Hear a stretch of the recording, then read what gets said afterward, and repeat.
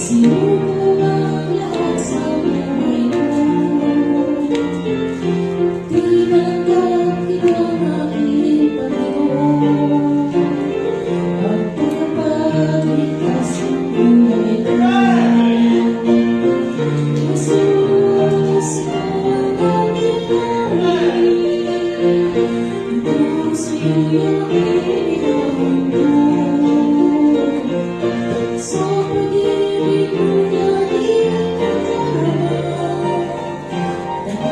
ka, O Diyos, pumili ka. Dakila ka, O Diyos, pumili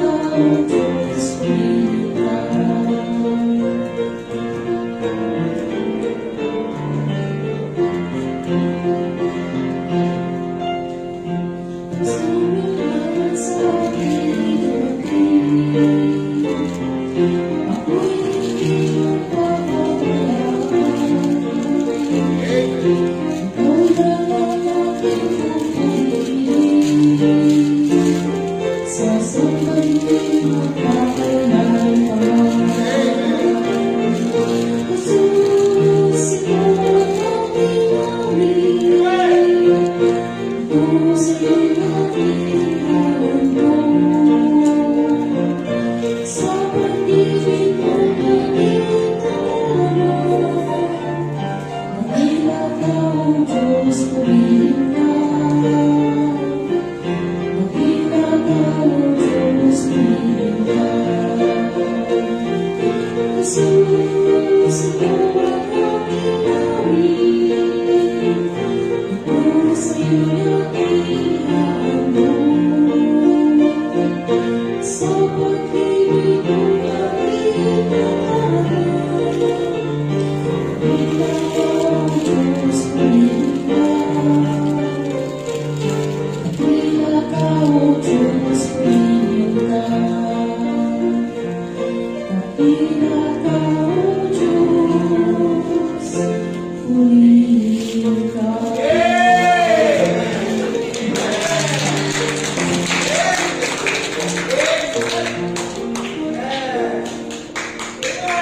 Amen, amen. Philippians chapter number 4. Thank you, Ma'am Banji, for that special number. Philippians chapter number 4. Thank you for joining us online last night sa ating NDYC.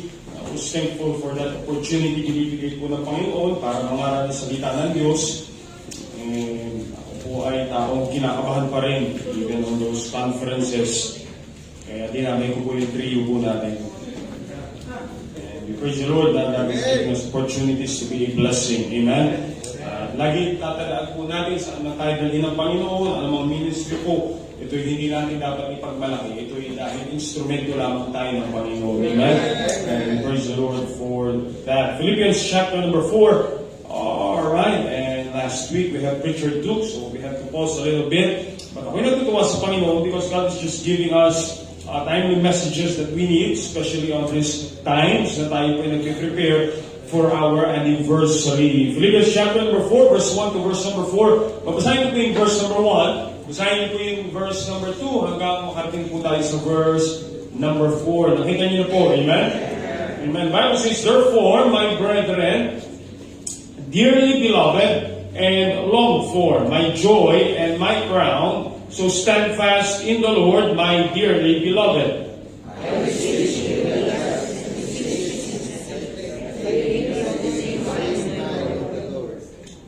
Verse number 3, and I entreat thee also through your fellow, help those women which labored with me in the gospel, with Clement also and with other my fellow laborers, whose names are in the book of life. Amen. I want you to notice verse number 1, and we'll be dwelling on this. This will be, hindi po natin tayo kung kaya tapusin ng isang aralan lamang, pero natutuwa nga po ako dahil this will all transpire through this midweek services in between our anniversary Sundays, and I'll explain that to you later on. Therefore, my brethren, dearly beloved and longed for, my joy and crown, so stand fast in the Lord, my dearly beloved. Tonight, we'll be talking about in the next few weeks. We cannot do this on one sermon. Gagawa po tayo ng conference for Philippians 4. Amen? It's going to be a much needed unity. A much needed unity. Dakilang Diyos, bless you po ang gabing ito, help your servant tonight. Just want to be a blessing and be a help po, Panginoon. Tulungan niyo po ang inyong amang lingkod na may pangarap ng inyong salita and just pour out what you have laid in my heart, especially sa nalalapit po namin mga anniversary Sundays. Salamat po, Panginoon, sa tagumpay ng Revival Sunday last Sunday and BYC for the past few days. And alam ko po, Panginoon, kayo lahat nag-orchestrate, nag-schedule na ito. And you have a purpose. Pinagtitibay niyo po ang mga mananampalataya sa Las Piñas. Pinagtatatang niyo po kami spiritual so that we can do more for your honor and glory. I pray we see that personally in our lives. And not just as we work for the church ministry, but much more for the character of our lives, for your glory po, Panginoon. Bless you po ang inyong lingkod. May may blessing. Holy Spirit, please use me. You know my limitations. Kayo po ang magbibigay sa akin ng kalakasan sa pangalan ni Jesus. Amen. Amen. Be seated, please.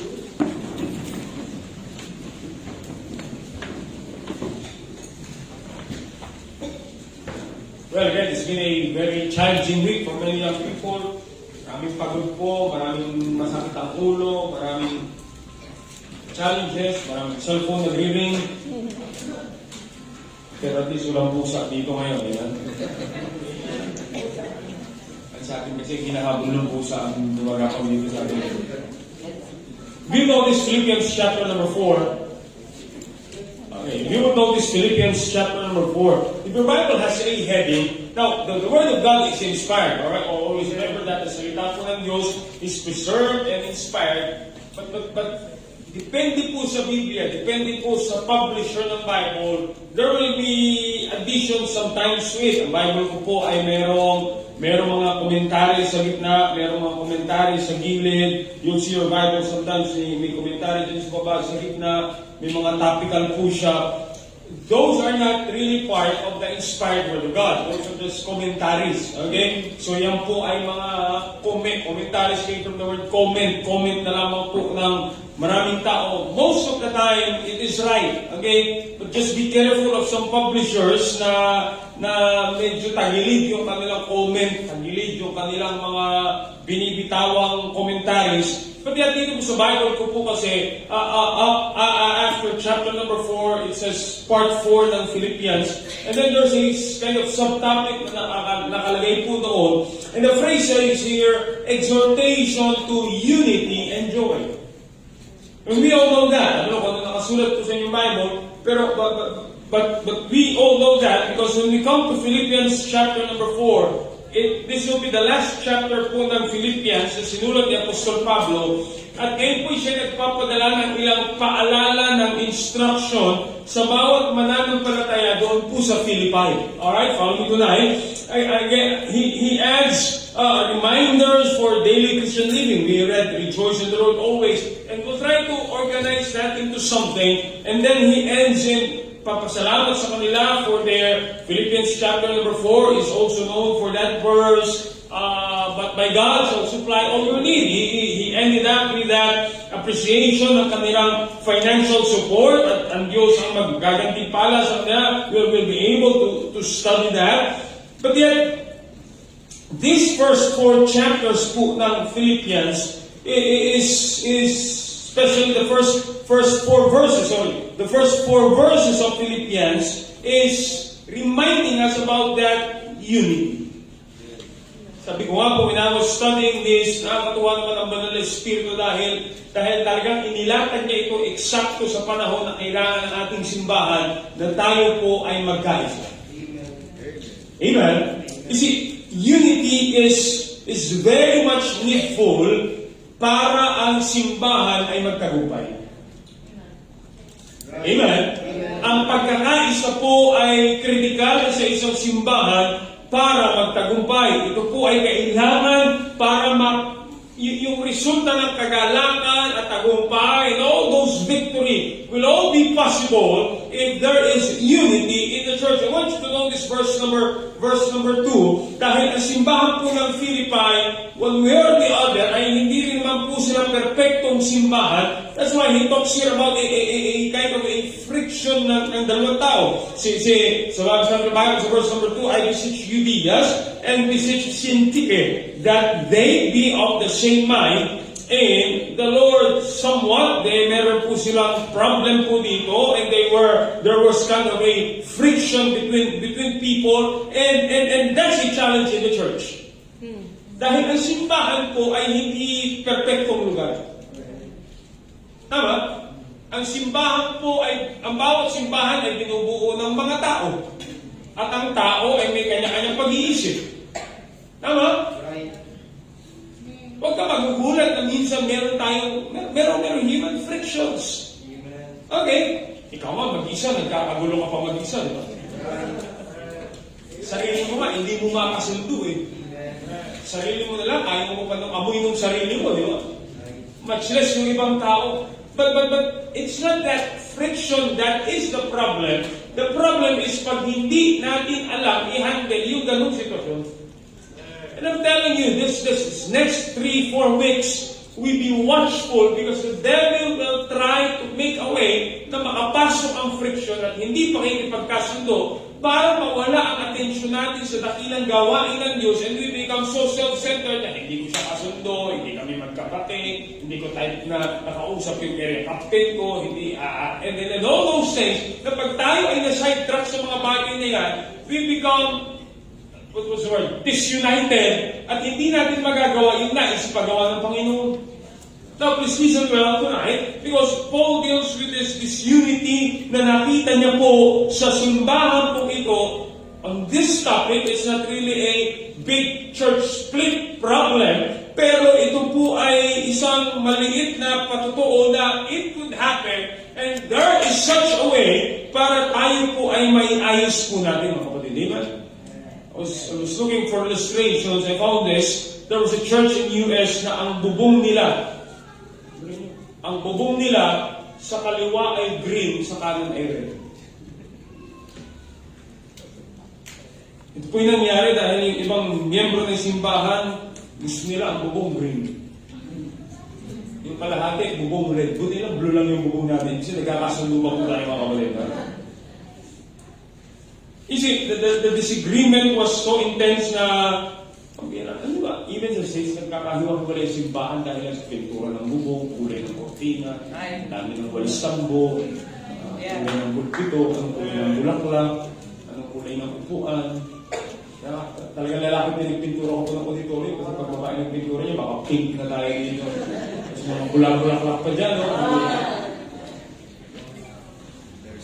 Yung tinikwento ko lagi, kwento ko yung mama na stranded sa isla ng 5 taon. Nung rinescue siya, meron 3 bahay na nakatayo. Sabi sa kanya, sir, 5 taon ka dito, 3 bahay na tayo. Sabi niya, ano yung isang bahay na yun? Sabi niya, doon ako nakatira. Yung bahay ko eh. 5 taon, tinayo ko talaga eh. Sabi, ganun po ba? Yung isa, yan yung simbahan ko. Spirit ko, nagtayo ka naman. Yung simbahan ko. Sabi niya, yung isa siya, ayan yung dati kong simbahan.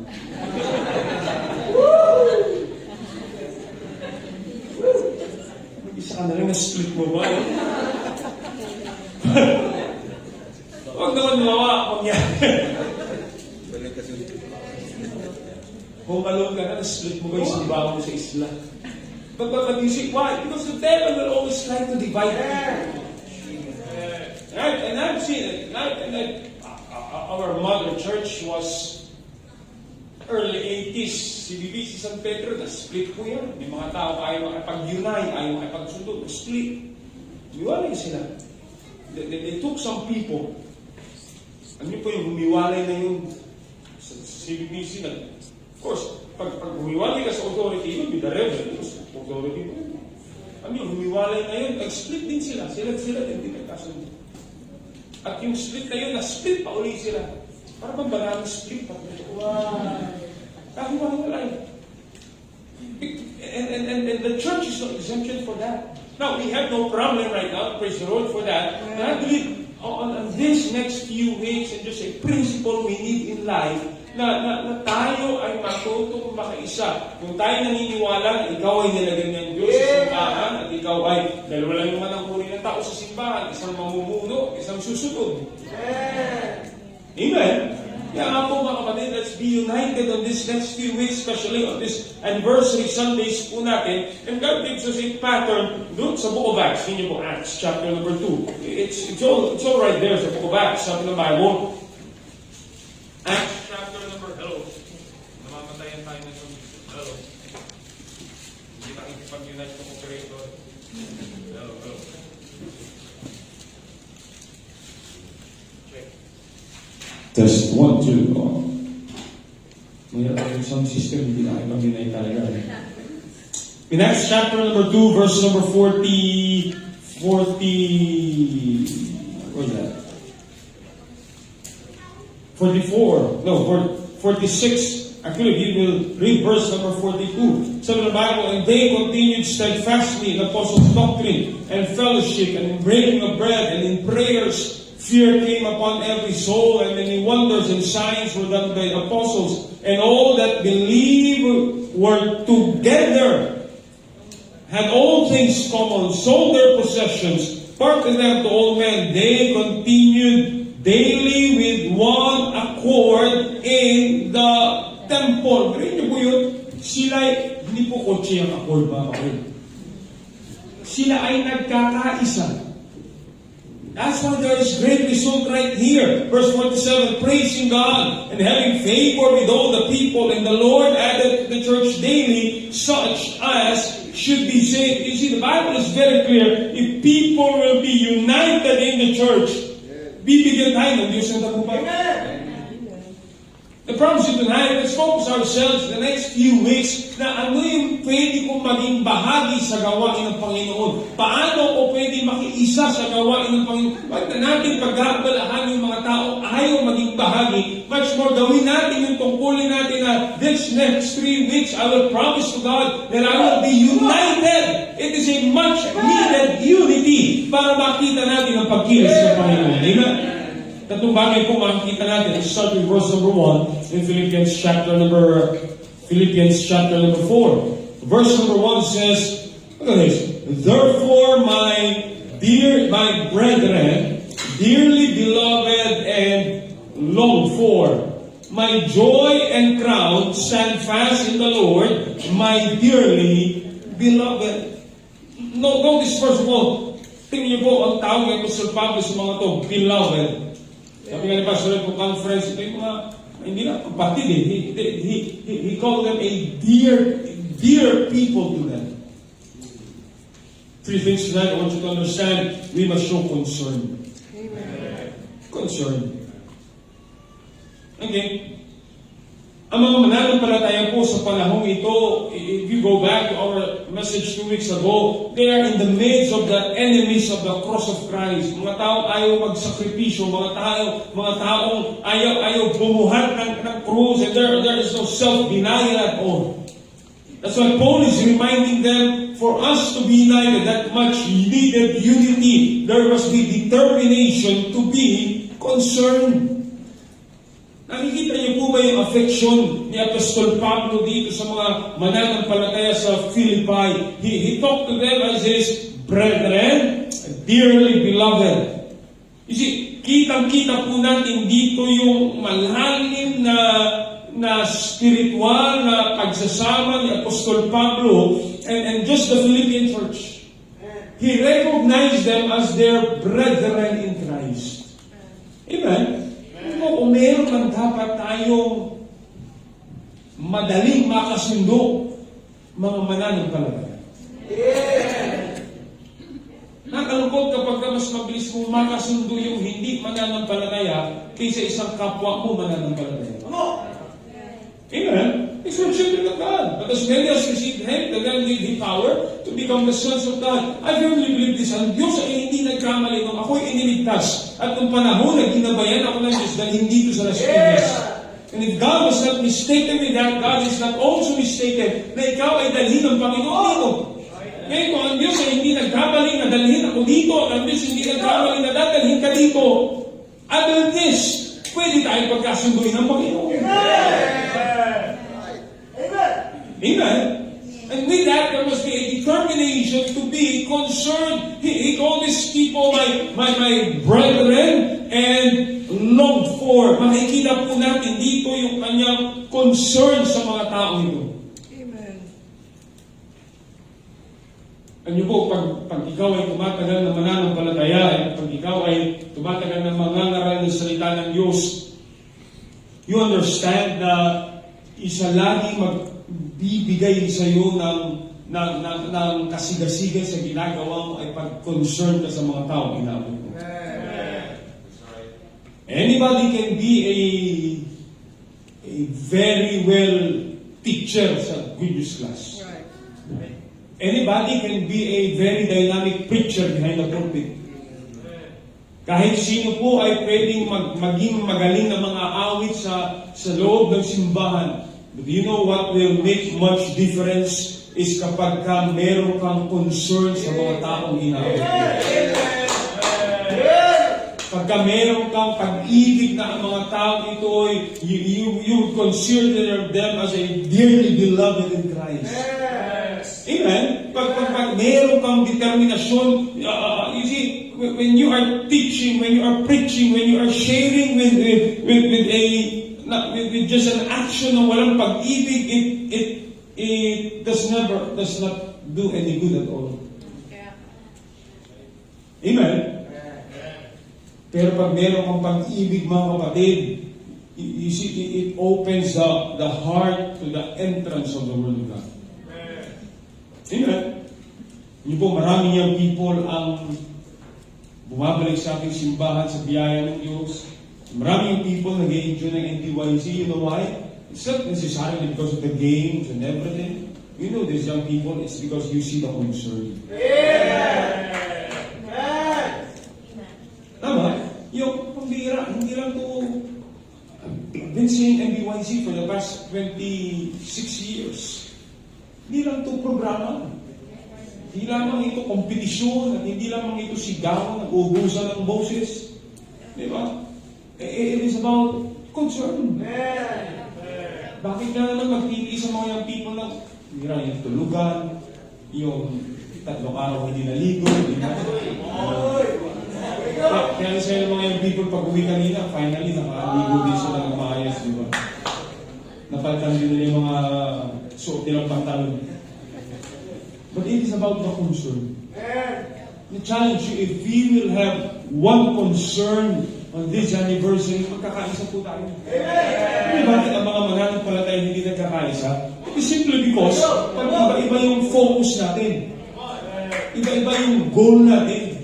Iba-iba yung gusto natin mangyari.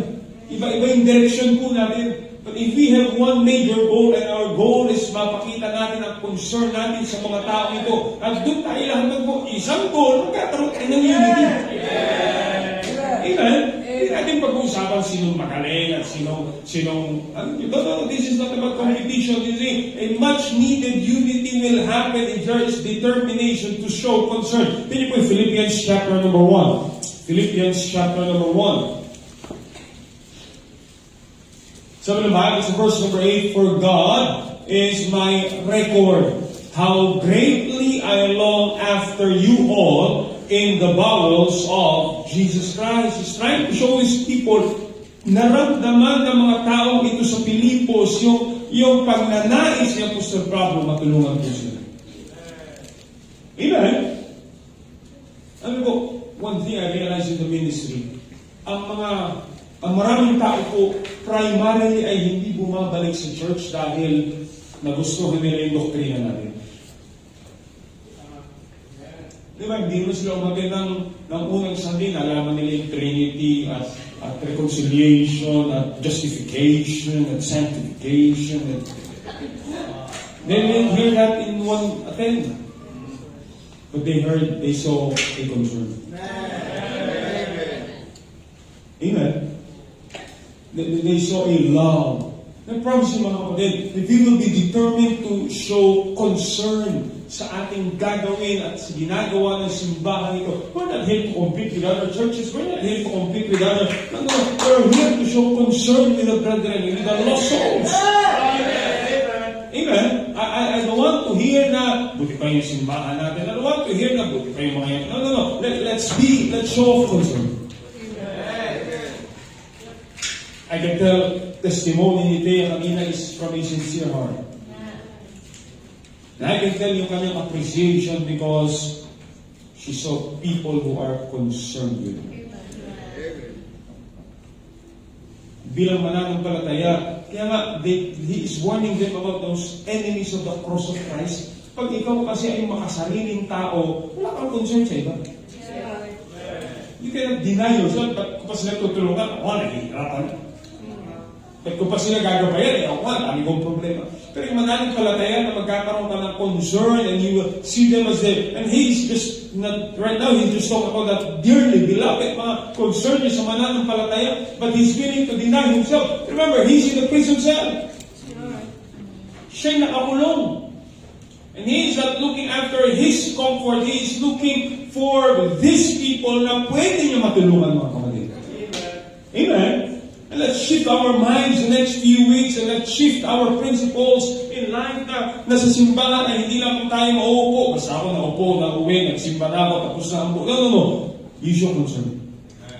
Pakitaan natin ng pag-ibig at pakitaan natin ng bakit ng taong ito. I'm telling you, if you would just hear testimonies of many of the brethren na napunta sa simbahan, kala natin minsan nakangiti, kala natin minsan walang problema, but you show concern to them, and you show love to them, and you show na meron news. At hindi naman yung pag-ibig galing sa atin, dahil kung sa atin lang, wala talaga tayong pag-ibig, ibigay galing sa atin. Hindi yung pag-ibig galing sa atin. Amen. Bear ye one another's burden, and so fulfill the law of Christ. Kung gawa tayo ngayong anniversary Sunday, bahala kayo magkagulo dyan. Kung gawa tayo po, susunod ko sa ako, nakapagsimba na, nakapagsimba na, nakauwi ka na, masisigitan pa ako sa mga bisita, at mahihinitan pa ako, kawawa na yung balat ko. Nakapwesto ka na dyan sa coffee shop dyan, at habang lahat ay nagkakagulo pa dito. That's your concern. Ano ba yung maiaambag ko? I-set aside muna natin yung comfort ng ating sarili at makita naman ng mga tao ang pag-ibig ng Diyos through me. Amen? It's not about mapipicturean ba ako? No. Let's just show concern on this anniversary Sunday.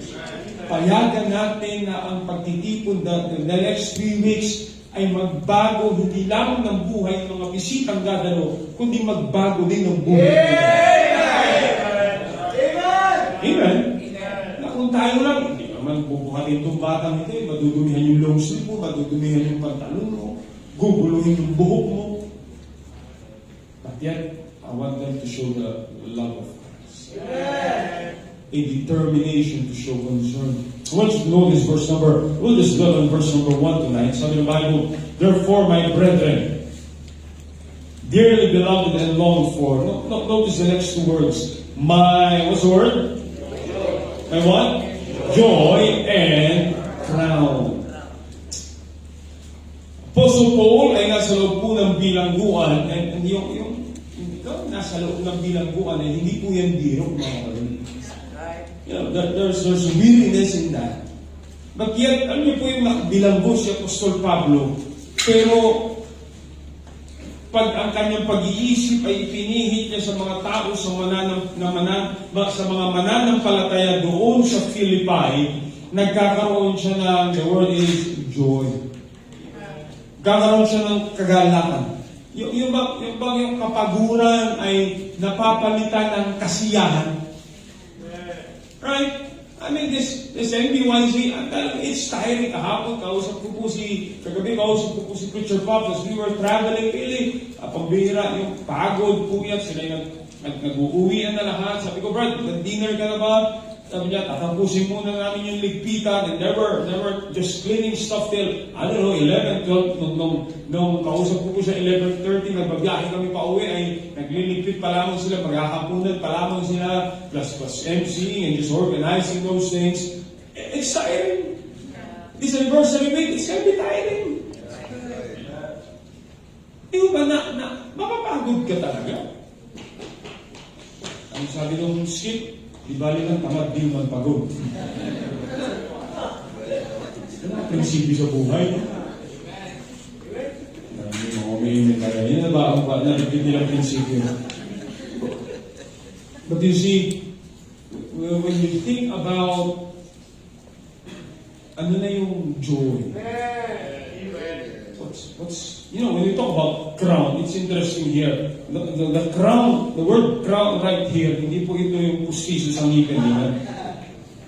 The word crown has a background na ito po yung crown, of course, with the background of the Roman and Greek games. Ito po yung crown ng, hindi pa uso nun yung medals eh. During that time, it's the crown, it's made of wild olive leaves. Sabi yung nilalagay dito ng mga, that's there, yun yung kanilang crown eh. Yun yung kanilang, pag meron ka nun, it speaks of a reward, it speaks of royalty, and it was made of wild olive leaves na to win that crown was ito yung tugatog ng isang ambisyon ng isang mananakbo. Also the crown with which guests are crowned kapag sila ay uupo sa isang banquet feast and just some time of great joy. Yung gantimpala, yung corona mo, it is your reward. You see, much needed unity. I'm telling you, the determination to show concern. Number 2, we must see the eternal rewards. The Bible says in 2 Corinthians chapter number 6, yun po yung Bible nyo. Alright? 2 Corinthians chapter number 6. Oh no, 1 Corinthians, sorry. 1 Corinthians chapter number, let's see here. Andiyan lang po yun. Teka. It's chapter number 4. Sorry. 2 Corinthians chapter number 4. Pag hindi niyo pa rin nakita, 3 Corinthians. 2 Corinthians chapter number 4, verse number 16, sabi ng Bible, for which cause we what? Faint not. Why? Because our outward man perisheth. Outward man, this nature right here, itong katawan na ito'y napapagod. Young people, sino masakit ang ulo ngayon? Sino ikaw yung sakit sa ulo? Outward man perish. This frail, human, limited body ay napapagod. Sa init ba naman ang panahon ngayon? 5,000 ka na. It perishes. Alright, that's the outward man, that's the flesh, that's our nature. But the Bible says, though the outward man perish, yet the inward man is renewed day by day. For our light affliction, which is but for a moment, worketh for us a far more exceeding and eternal weight of glory. You see, because the Bible says we look not at the things which are seen, but at the things which are not seen. For the things which are seen are what? Temporal, but the things which are not seen are eternal. Pag ang pananaw natin ay nasa temporal lang, nakakapagod naman, ang gastos ng anniversary, ang daming gagawin, ang daming sayang pamasahe, ang daming pagkain, and those are just things that are seen, are temporal. But ako maintindihan that because we are not looking at the things which are seen, we will look at the things which are not seen. That is the rewards. And yung makita mo na mabira, makakakita ka ng anniversary, magbubunga ng isang Howard, ng isang John Rick, ng isang Brother Johnny, ng isang... Those are the eternal rewards. And you are the joy in the time. Kung tayo lang papipiliin, di ako makikipag-isa sa mga tao ito. Pero hindi lamang ako titingin sa hindi natin pinagkakasunduan. Titingnan ko yung magiging resulta pag nagkasunduan. Pag nag-submit ako sa authority. Pag nagsakripisyo ako. Huwag mo i-chapwero yung sarili mo na hindi ka makikiisa sa gawain ng Diyos because you will be missing the eternal rewards. Amen?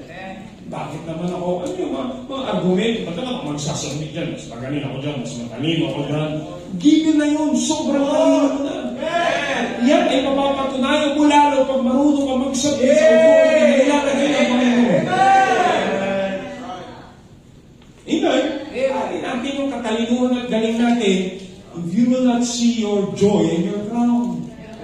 That is the eternal rewards na pipicture ni Apostol Pablo ang kanyang sarili na tutugon sa harapan ng Panginoon on the judgment seat of Christ, and He will hear, "A well done, thou good and faithful servant." Yun po yung joy and crown here. Di ho kapag ikaw ay meron nakita sa simbahan na nagpapatuloy, diskurahin ka na pag nakita mo, bubira. Hindi ako pwede huminto kasi pag huminto ako, ihinto din ko. Di ba? Minsan na, may makikita ka, yung taong ko, talagang hihinto na ako gawa ng dahon. But yet, we look at those things that will be our joy and our pride. And I see many of you, most of you, and this work right here is a very, very big reason bakit ako, aking pamilya na nakapagpatuloy sa paglilingkod sa Panginoon. You are our joy and our pride. Na kung sagana, akin lang yung mga bagay tayo, kung pagtututukan natin ng pansin ay hindi tayo magkakasundo, pero bakit tayo mag-dwell sa mga bagay na hindi tayo magkakasundo? Kung tayo mag-dwell sa bagay na magkakasundo tayo, para walang hati natin. Amen? You see, Paul is trying to say here the Philippian people were the crown of his age.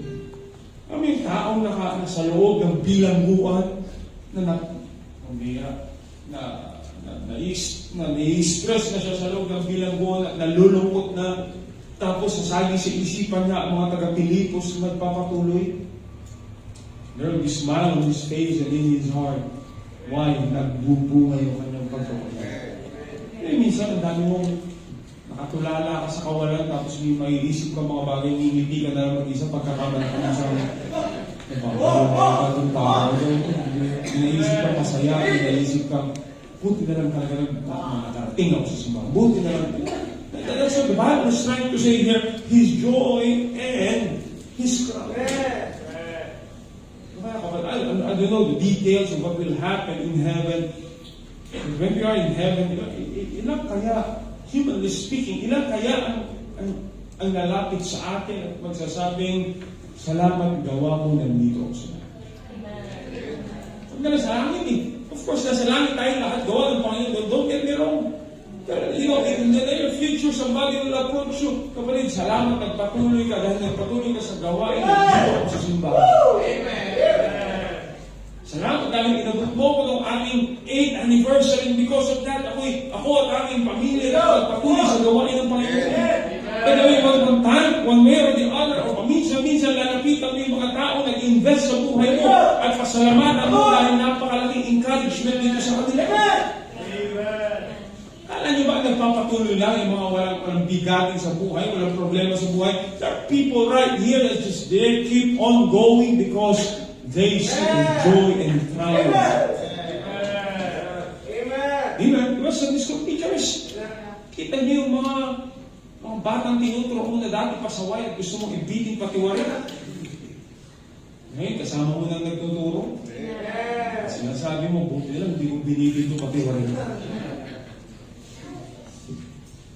That's the joy of the crown. Amen. Ako sa inyo, this past NBYC was something to me because Richard Duke was preaching. Richard Duke was estudyante ko po nung aming divided Sunday school class. And he was a 4th year high school. Ngayon ay ginagamit ng Panginoon sa gawain. Pastor Ryan Porciopula was one of our students during their Bible school days. Ngayon ay nagpapastor na, naiimbitahan na nila. That's joy, grabe. Diba? Mga pinagpagala nating oras sa mga material na bagay, nasa na? Wala. Mga pinagkagastusan nating amusement at libangan, nasa na? Wala na. Nakalungkot pag mga Kristiyano ay mas focus tayo sa mga temporal joys and temporal crowns and just pleasures for a season. Dahil ayaw natin makiisa sa mga bagay na magdudulot ng mas mahabang resulta. You see, we must be willing to see the eternal rewards. Number 3 and last. Isa po natin, pagod na yung mga yung people sa preaching. I want you to know this. Let's go to Philippians. Ilang preaching pinakinggan nyo ng people? Monday, isa. Tuesday morning, 3. Tuesday night, isa. Sa gabi, 4. Sa umaga, 3 siyam. 4 plus siyam. 13. Hindi na ba ako na magpastaan yan lagi? 13. Sa gabi, 4. O yun mo, sa 13. Bakit? 4 lang yung gising kayo. Kaya... Philippians chapter number 4, the Bible says in verse number 1, we're still in verse number 1 and we'll be continuing this next week. So the Bible, we're talking about a much needed unity. There must be concern. We must see the eternal rewards. And number 3, go on verse number 1. Therefore, my brethren, dearly beloved and longed for, my joy and crown, notice this phrase, so stand fast in the Lord, my dearly beloved. We must be willing to stand fast. Stand fast. Okay, yung salita mong stand fast is a word from of course, from the Greek word, and the sense is to stand firm. Okay, to persist, to persevere. Magpatuloy po at manindigan, mga kapatid. Amen. The thought is, it is a challenge to us.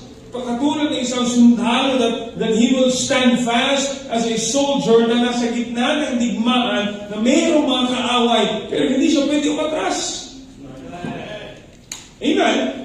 And in this battle we have in our Christian life, Paul is appealing sa mga mananampalataya ang paalala sa atin ng Panginoon at paalala sa atin ng salita ng Diyos. There will be challenges. May mga tao minsan ng diablo ka. The devil is out there. He's a roaring lion walking about seeking him whom he may devour. And people, the battle after NBYC has just started. Hindi ka bulletproof dahil nakapakinig ka ng ilan, 13 salita ng Diyos. As I appreciate the testimony ni Teo, ipanalangin natin sila. Amen. Kasi from this day forward, there will be many challenges. And they will still be tempted na suwayin ang authority. They will still be tempted na lumayo sa kasalanan. And they will still be tempted. And we will still be tempted to see the negative things. But ako makikisa, hindi ka gusto yan. Mas maganda pa yung plano. And all those things. The Bible is trying to remind us, stand fast in the Lord. Habang ikaw nagpipilit makiisa sa gawain ng Panginoon, ay meron kang mga personal struggles. At habang ikaw, meron sa Apostle Paul, habang ini-encourage niya itong mga taga-Pilipos ay nasa loob siya ng bilangguan, and in his mind, maybe he wants to quit, but he is reminding these people, stand fast. In Philippians chapter 1, verse number 27, yun yung pusap ng Bible. Philippians chapter number 1, verse number 27, he says here, only let your conversation be as it becometh the gospel of Christ, that whether I come and see you or else be absent, I may hear of your affairs, that ye stand fast in one spirit. There's unity right there, amen? One mind, striving together for the faith of the gospel.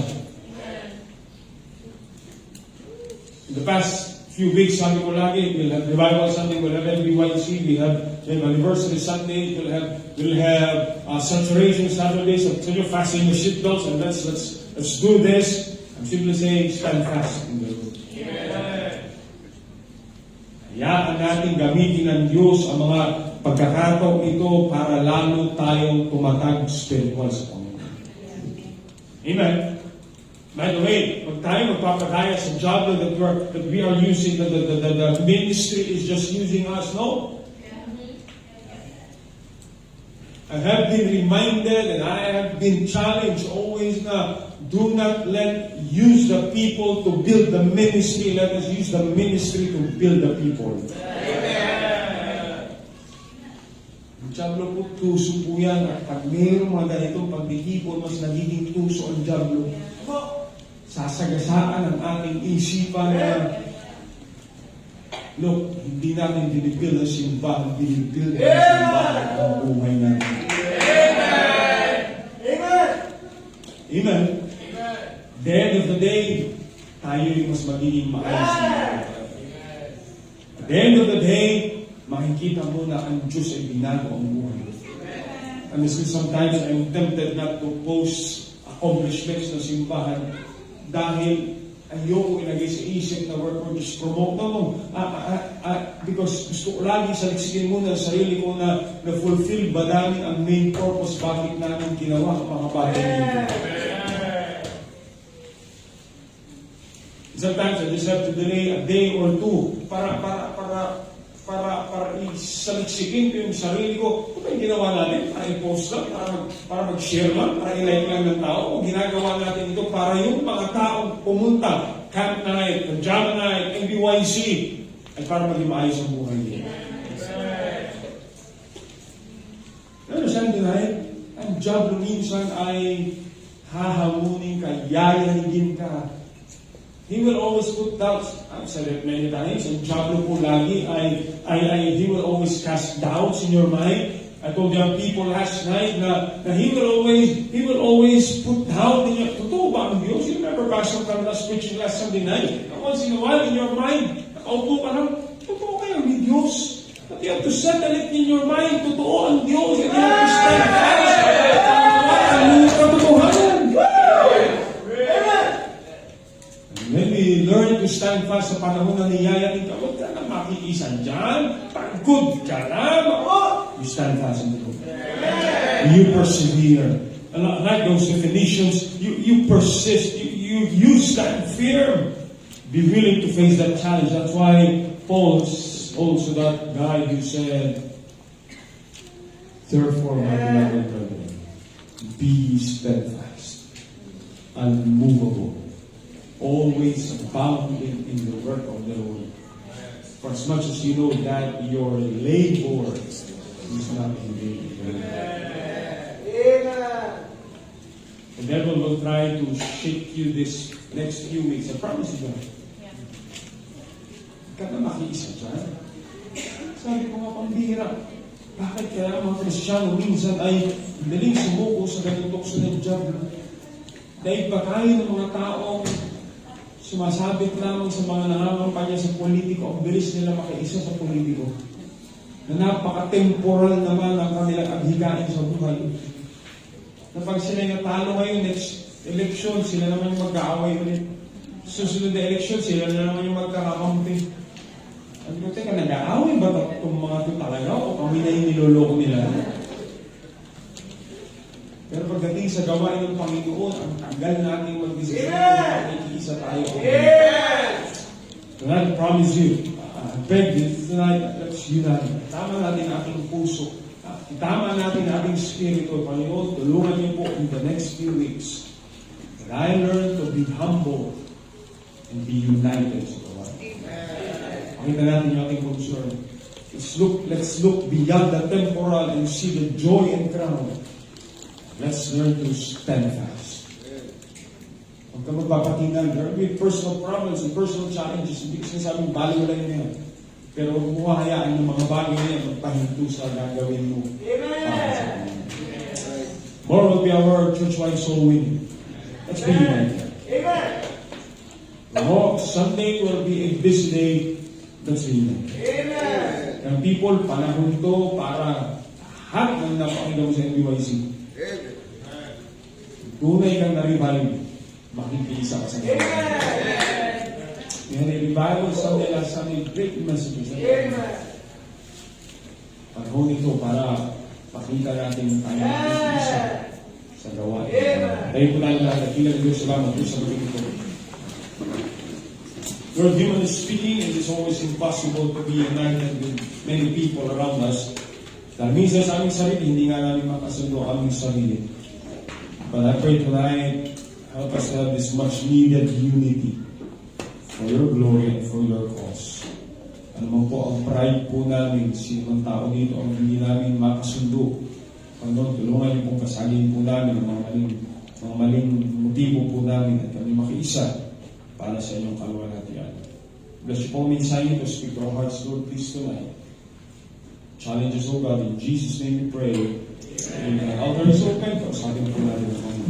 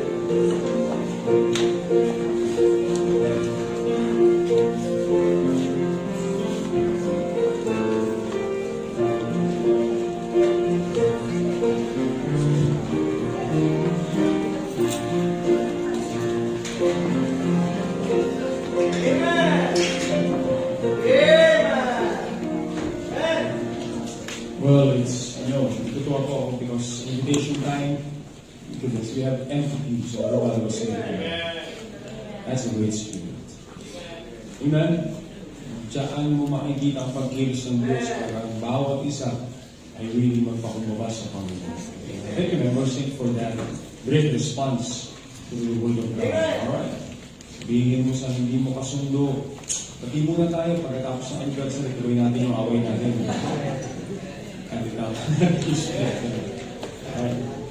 Alright, pati muna kayo, Dave, ha?